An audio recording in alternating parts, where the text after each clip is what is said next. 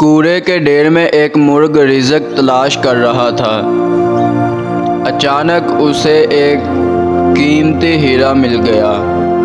مرغ بولا، بے شک تو ایک قیمتی ہیرا ہے، مگر مجھے اس سے کیا؟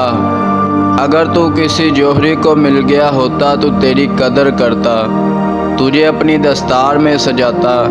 میرے لیے تو یہ بہتر ہے کہ کاش تیری جگہ اناج کا ایک دانہ مل گیا ہوتا۔ مولانا جلال الدین رومی رحمۃ اللہ علیہ بیان کرتے ہیں، صبر بڑی قیمتی دولت ہوتی ہے۔ حدیث میں ہے کہ صبر ایمان کا حصہ ہے۔ خیالات جس طرح اثرات کے لحاظ سے مختلف ہیں، اسی طرح اپنی ذات کے بارے میں بھی مختلف ہیں۔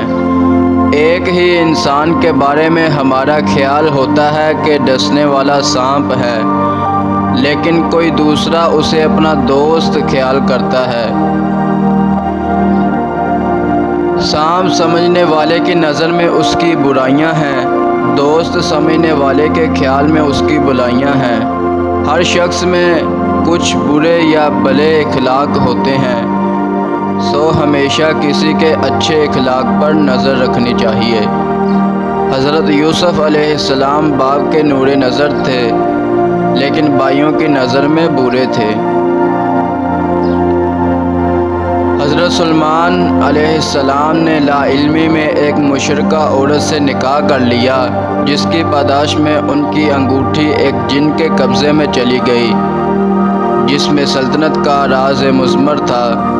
بہت پریشانی کے بعد وہ انگوٹھی پھر ان کو ملی تو انہوں نے تمام دنیا کے بادشاہوں پر ترس کھایا اور دعا کی، اگر تو سلطنت کسی کو دیتا ہے تو اسے وہ کمال بھی عطا کر جو تو نے مجھے عطا کیا ہے، لیکن میں جانتا ہوں میرے بعد ایسا کوئی بادشاہ نہیں ہوگا جو اتنا بوجھ اٹھا سکے۔ یاد رکھو، علم کتابی زبانی سکھایا جاتا ہے اور ہنر عملی طور پر سکھایا جاتا ہے۔